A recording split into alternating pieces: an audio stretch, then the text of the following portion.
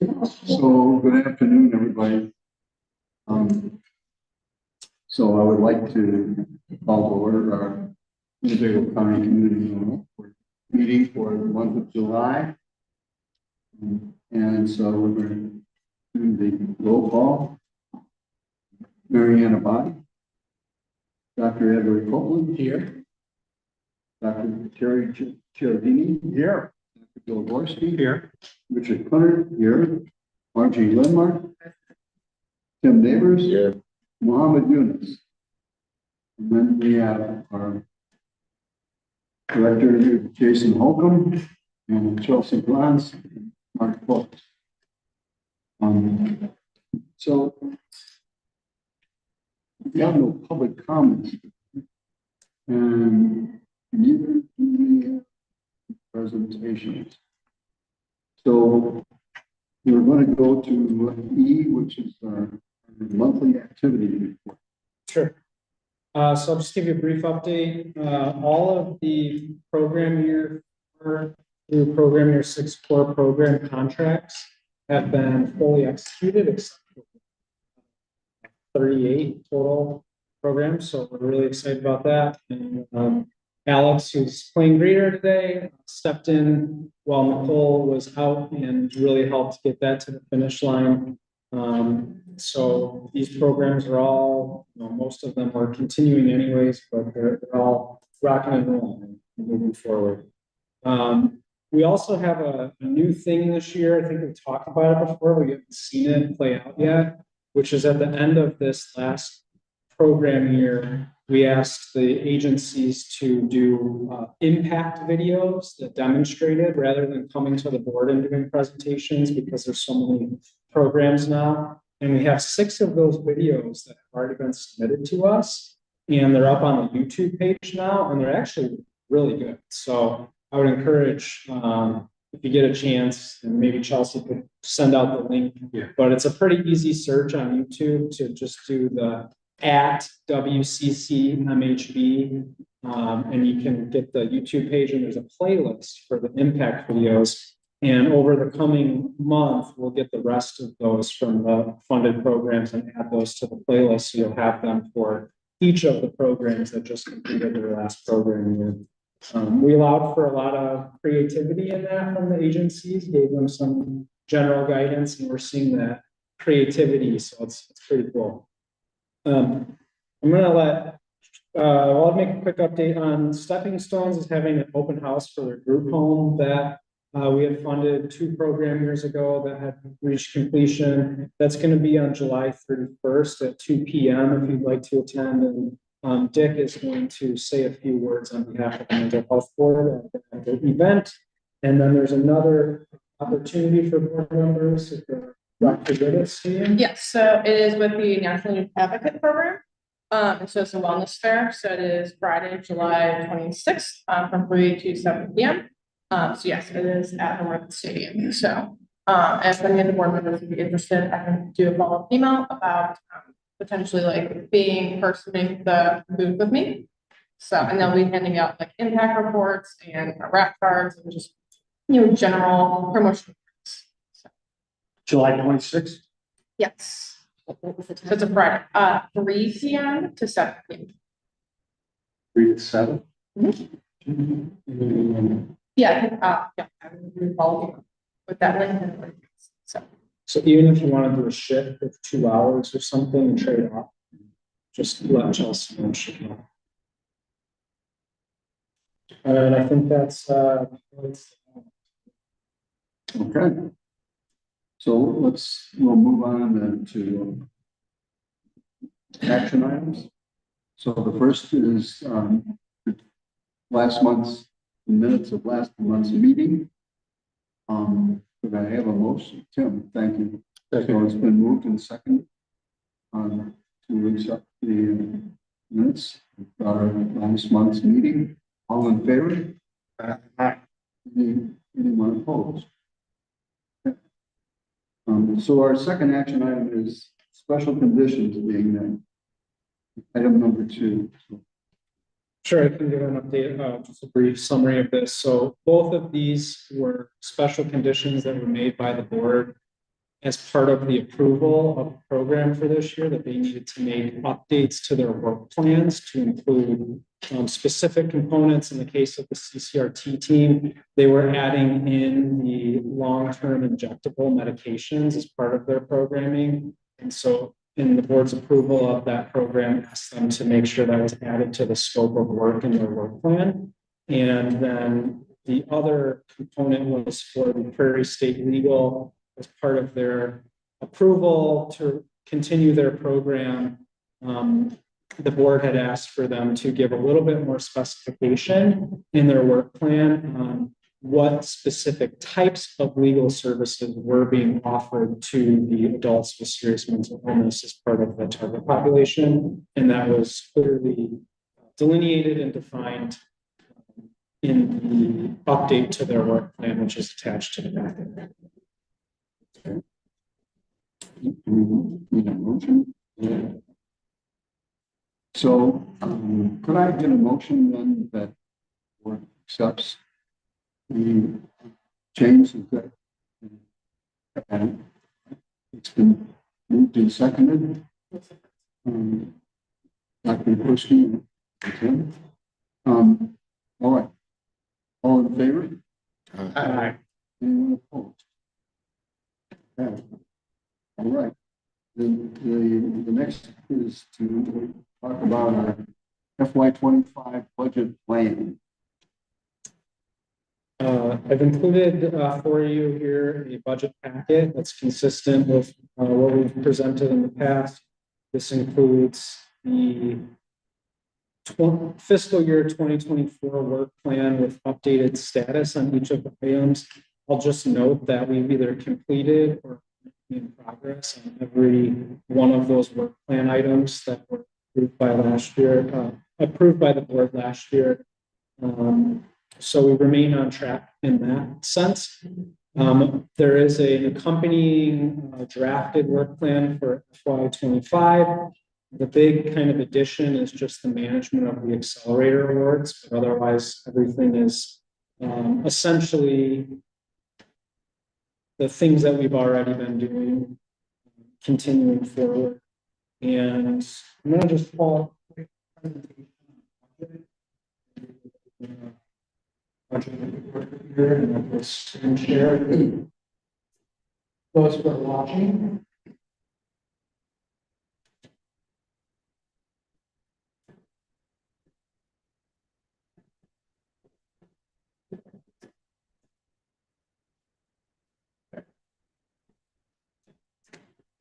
So if this looks familiar to you, that's because it is essentially the same budget that was passed by the board last year. There has not been an increase to any line item. Every single line item is the exact same as it was last year, except for the special project awards, which was $10 million last year for accelerator program. And we have made our first accelerator payment of $800,000, which was for Marshmallow Hope to purchase their building, which they now occupy. And so I deducted that out. I anticipate there will probably be more accelerator awards made before the end of this current fiscal year, but I can't guarantee that. So until those payments are made, I want to make sure that they're still covered in the budget for next year. Again, every single item is the same. There were no increases across contractual administration, insurance, all of those operational expenses are the same. The core program grants of $20 million is the same. That amount has been awarded for the next year, and it should cover us for what was awarded. And if you look at the overall percentages of operational or administrative expenses, that remains under 3% out of the current budget, with the direct procurement line items that are for things like the HIPAA compliant ride share and specific purchases that we're making to deliver elements of the strategic plan that are not done through the grant. Question, Jason? Go ahead. So the Marshmallow Hope was 800,000, you said, right? Against the 10? Yes. So 9.2. how much has been approved against that remaining 9.2? That is in the last slide here, Okay. but it's at about 5.6. So Okay. I'll show you the breakdown of that. Great. So if we just look at the year over year, essentially that darker blue line you have is budgeted expenses. And you'll see again that flattened out in the sense that this current budget does not exceed last year's budget. The revenue continues to go up. Conservative estimate would have it a little under last year as we expend more. There's less interest accruing on the fund balance, but the taxes bringing in about $19 million a year in collected taxes at this moment in time. So that's what came in last year, and that's about what is estimated for this next year. When we look at actual expenditures, so the green line is everything on expenditures, the lighter green line, and the dark green line is just the program expenses, which would basically be grant awards. You see that the grant awards essentially are most of what is being spent. And there's a pretty steady trend. The budget was an ambitious budget increase last year because we were trying to deal with the fund balance and get that accelerator program going. It has lagged a little bit.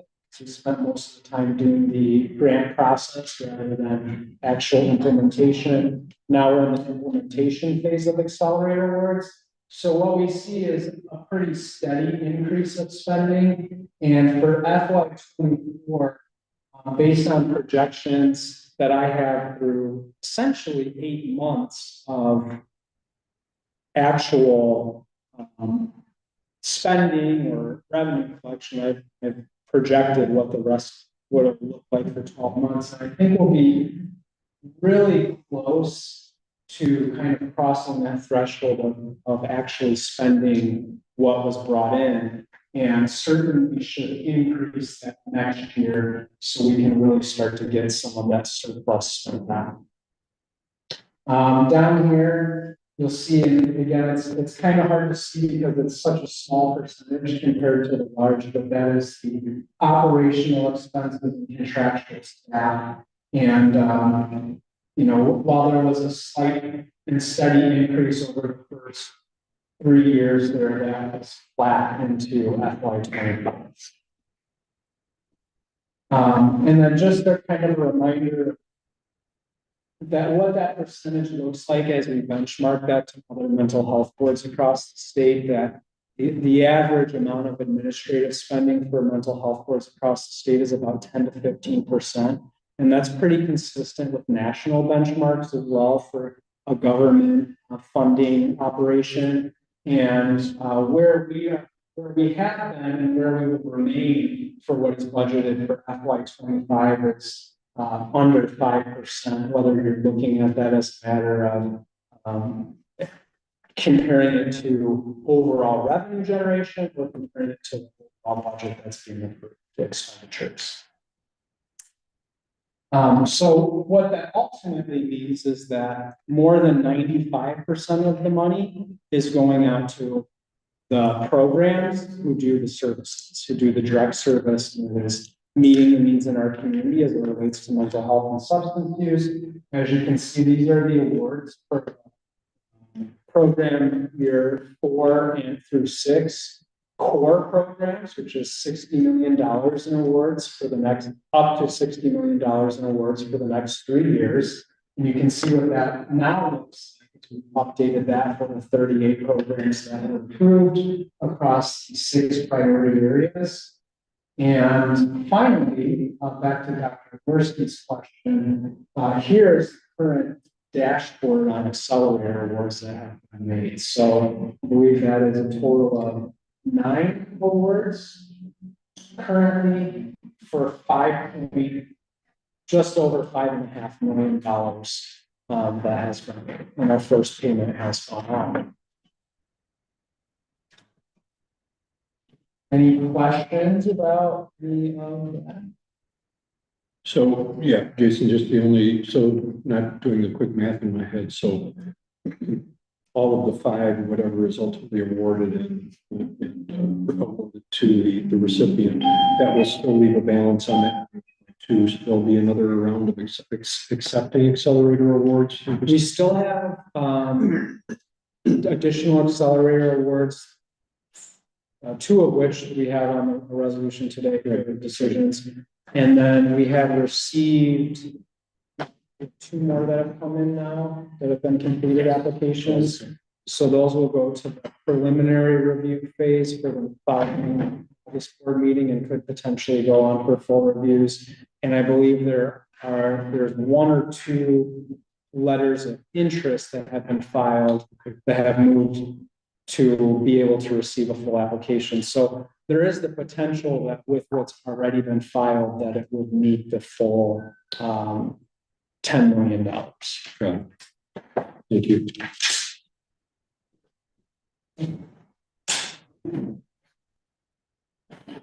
I'll try to get out of here.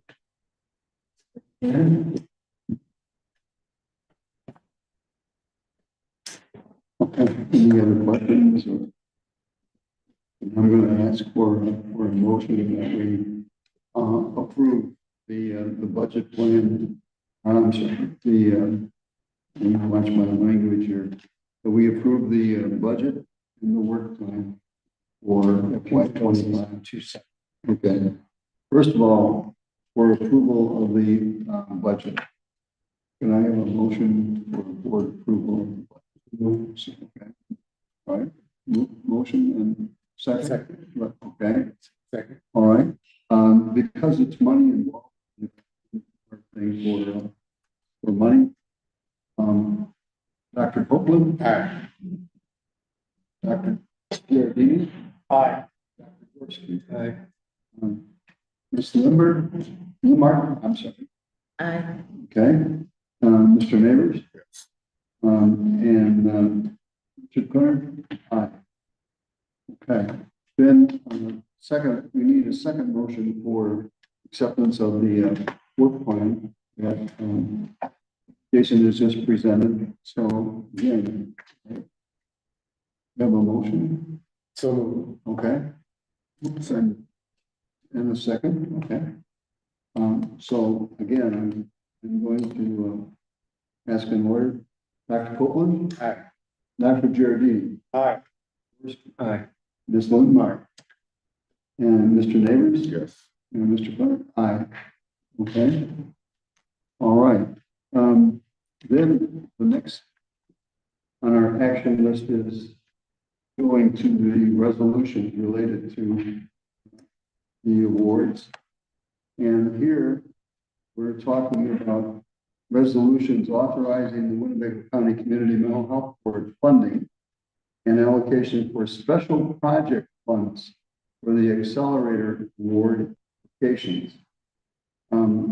And whereas the Winnebago County Mental Health Board received two applications requesting funding totaling $1.902,343, and up to 10 million is being available for funding on our accelerator awards.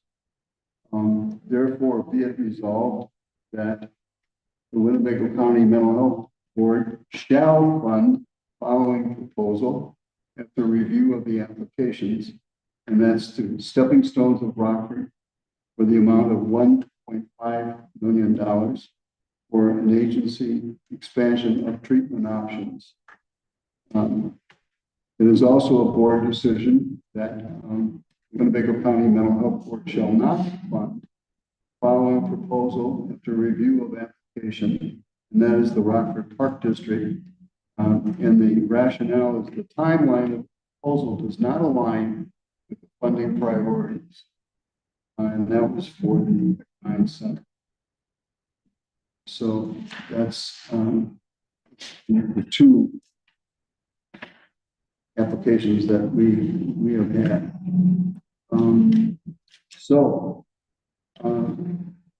For that resolution, I would like a motion of acceptance. Moved by Giardini, okay.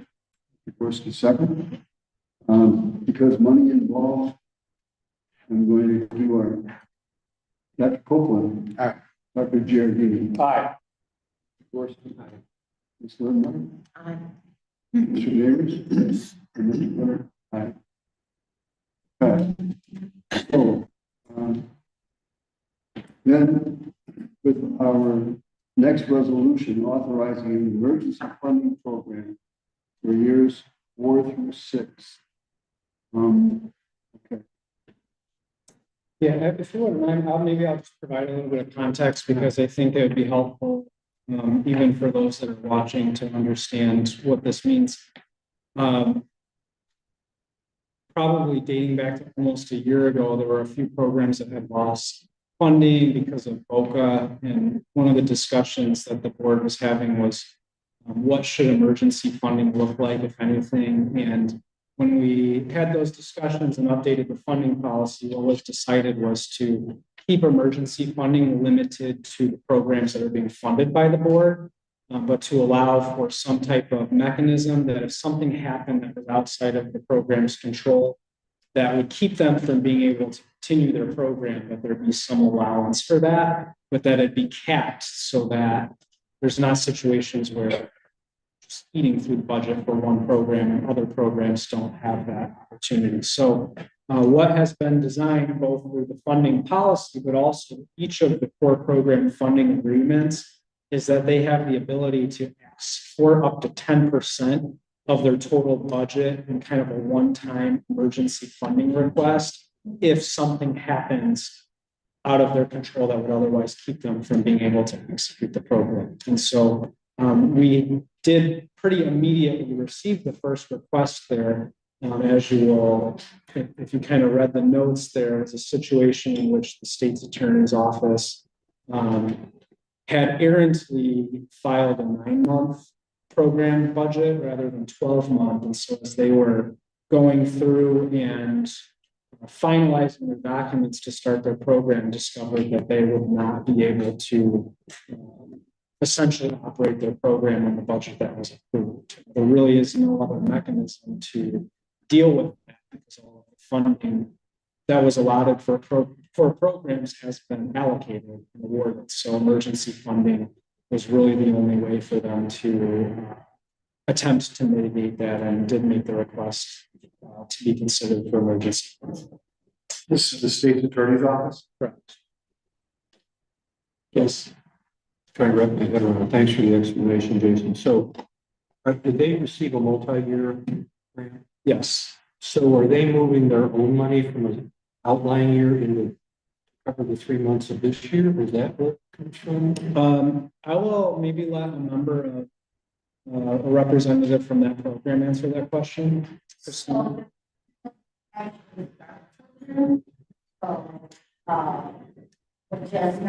beginning, we were recouping that. So we want to make sure that for the last 3 months of this year, we would have enough money to compensate for salary. Yeah, I think I get that. I'm just wondering where it actually comes from to provide the emergency funding. Is it money that's been awarded in the out years to the state's attorney's office that then gets moved to cover the emergency funding amount? Mike, is that so in terms of the mental health board budget, it's still part of that $20 million of core program funding. And so essentially how it was budgeted was on the assumption that in an expenditure-based reimbursement grant, that programs are going to average about 90%. So as we budget that, while we award 20, we're expecting 18 million to be spent. And then so there's a 10% buffer zone, which is the cap for emergency funding requests. So it's that same line item. We'll have to monitor it now that we're doing multi-year awards anyway, because there could be the potential that a program spends a little bit more in the first year and we actually reach the limit in 1 year quicker than we expected. And we would have to then consider a budget amendment. I don't know if that kind of gets to the point. I'm trying to figure out, would they be perpetually 3 months off then as each year, subsequent year of their 3-year award? Or now that they're made whole, they'll be back in the time. As it was communicated to me, this. We're budgeted for 12. Okay. Got it. It was just that. There was some miscalculation on, the prior year last year. For 9 months, so they thought they were, that this first year again. Got it. And to be Thank fair, I will say there were a number of programs that had a little bit of confusion about that because we did that tiered approach last year where we had new programs come on for 9 months rather than 12.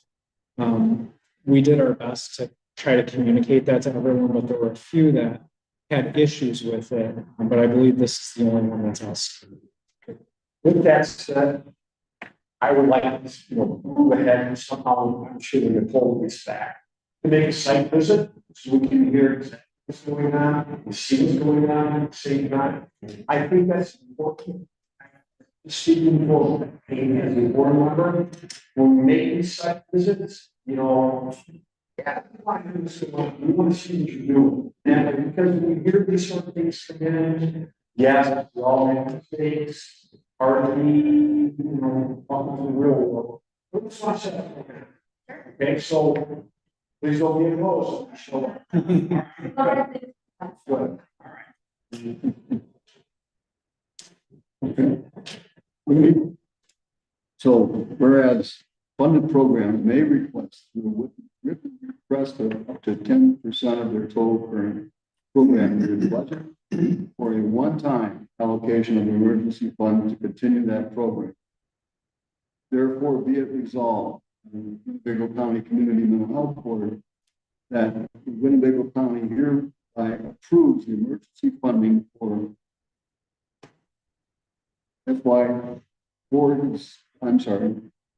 for fiscal year 4 through 6 programs set forth by the Winnebago County Assistant State's Attorney's Office.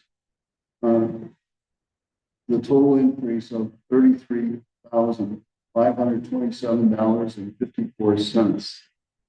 So, do I have a motion to approve? Motion. All right. Second. Okay. All right. Dr. Copeland? Aye. Dr. Giardini? Aye. Ms. Nunma? Mr. Neighbors? Yes. Yes. Okay. All right. So we've approved those action items. So the next part of our agenda for today, the bylaws and the changes that have been made, recommended changes that have been made based on the change in mental health law by the legislature. So, Jason, you want Sure, I'll just, to?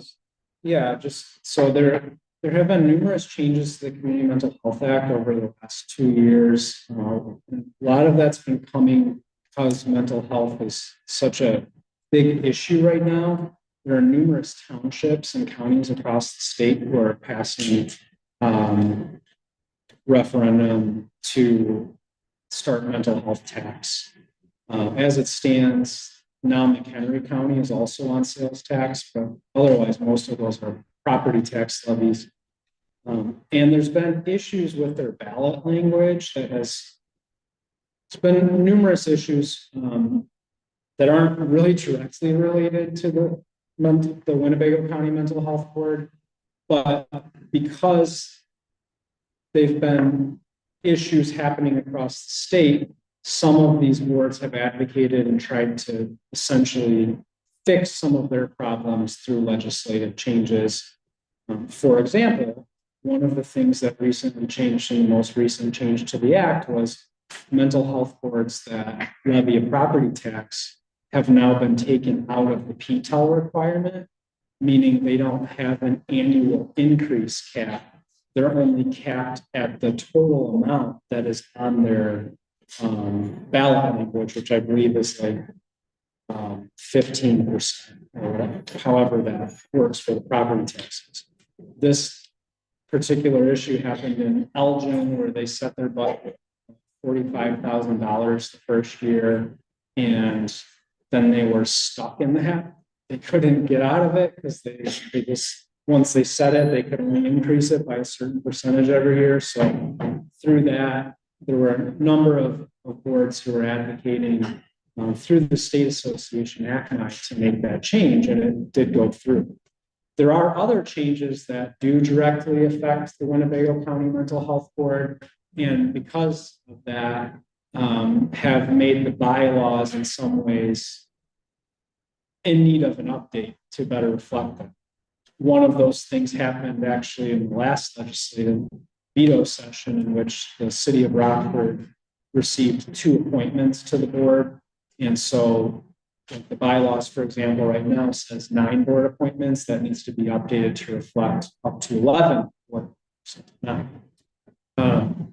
A few of the more recent changes includes that Winnebago County all mental health boards now for vacancies will have an advisory role to the appointing authority and has the option to open up an application process should they choose to receive applications from interested residents if there's a vacancy on the board, and to review those and score those and make a recommendation to the appointing authority about what the needs of the board are. Another thing that has been updated is the reporting deadlines for annual reports has moved from what was kind of confusing before. There's actually 2 types of reports that are noted in the Mental Health Act, but most mental health boards just do 1 report to meet both requirements.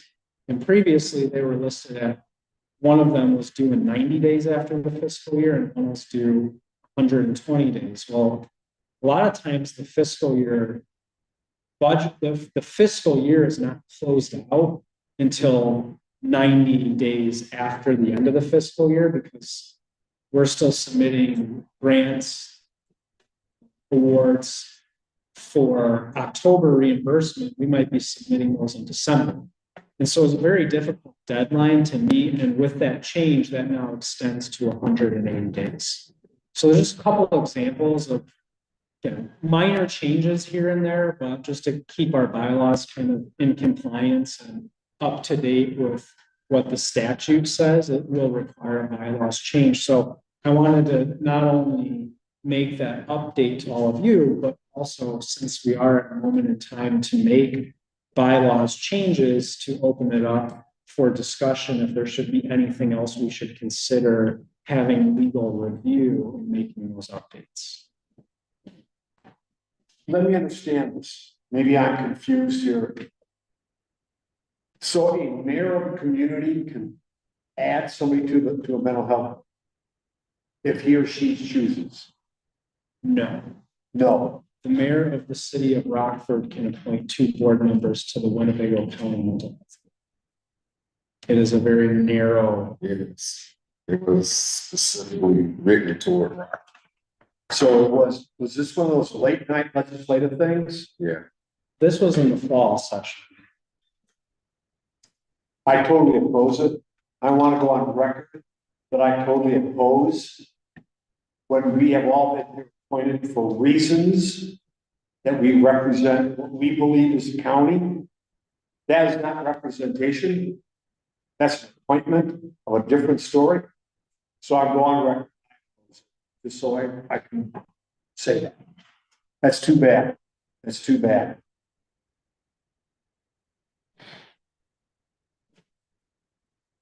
Any other thoughts on the bylaws? Anything that needs to be addressed or updated or looked at? Are you looking for approval today or? No, it will go to the board in August. We had to have a 30-day written notice, which was provided with this July board meeting agenda. And I also wanted to have it as a discussion item first, so everyone had the opportunity to give input. And then it will be it's already in legal counsel's review to essentially update it to the changes that have been made in the community. Okay. So we'll have that feedback by August, their review. Yes, Okay. it should be an action item on August.